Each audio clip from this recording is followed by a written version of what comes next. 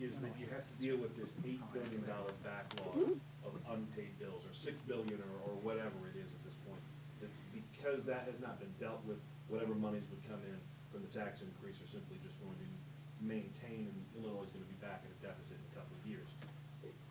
Would an audit even help that? How do any of the fiscal proposals that you're backing deal with the fact that the state is a deadbeat on $8 billion and there is no plan from anybody other than the governor on how to pay?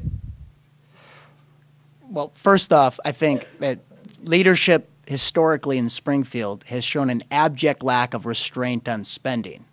And so you can't pay the bills if you're spending too much money on future spending. So the first principal tenet of reform in our worst spent agenda is to put a cap off reasonable spending levels going forward. And then it's pay-go budgeting that creates the synergies of creating efficient spending. As all the interest in Springfield compete for new programs, it has to fit with existing revenues. Spend a new dollar, cut a dollar. And then the audits obviously are a critical piece of holding it all together to shine the spotlight on the inefficiencies. So I think the three fundamental tenets of the program, they dovetail and they work with one another. And as the economy expands and new revenues come in, those revenues can be used to pay the past due bills. I could touch on that too. I think the first thing, and which all these go to, is you stop digging the hole, which this would do. I mean, you know, we didn't get into this in a year, and we're certainly not getting out in a year. That backlog of bills has been accumulating for years. But I guess I would challenge the premise that we didn't propose anything to get rid of the backlog.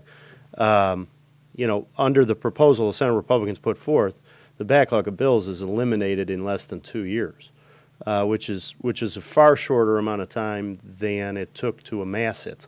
So I do think we have a proposal. I think it's a responsible proposal because we do it without further borrowing. And anybody who looks at our budget and looks at just how much dead space we have in our general revenue fund from bond payments that we have to pay because we've done so much borrowing in the past, it keeps eating into our ability to pay bills in a given year because we have all these bond payments we have to pay back.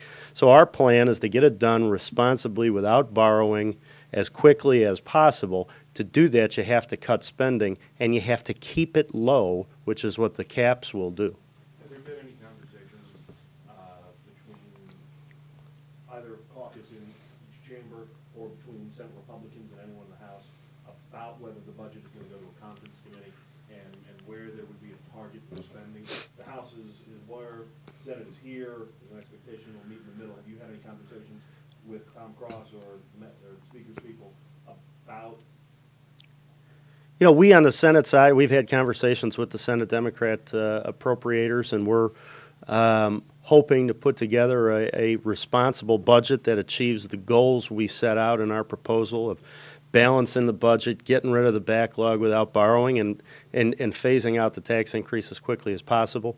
We have made clear that we want to be partners in helping reduce spending because we think it's necessary.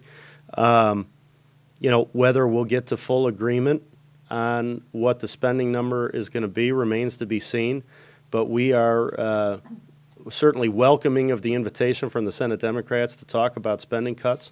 We're eager to participate in that because, frankly, the state needs it. Do you think that there will be more agreement between Republicans, Democrats in the Senate, or between Republicans in the Senate, Republicans in the House, and possibly? Well, in general, senators are more reasonable people. I don't know, Ben. To be honest, I don't know how that's going to play out. I mean, to be perfectly candid, this process feels a little different. We've got some new players involved from years past, and so I don't know that the past is necessarily predictive of how this year is going to go. I think people on the other side of the aisle in the Senate are sincere about trying to balance the budget. Philosophically, they may not want to go as far as we think they need to.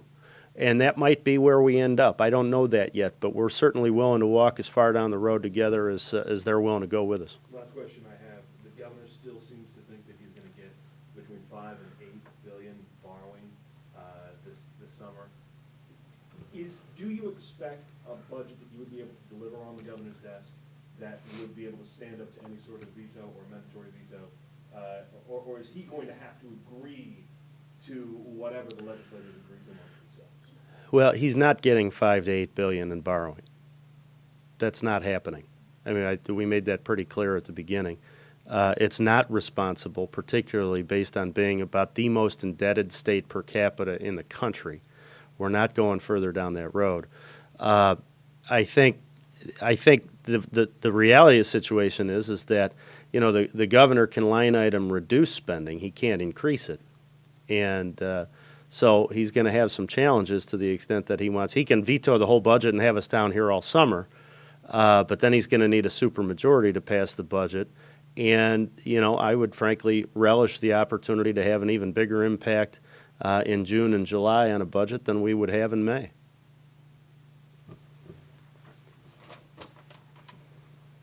Thank you. Thanks, everybody.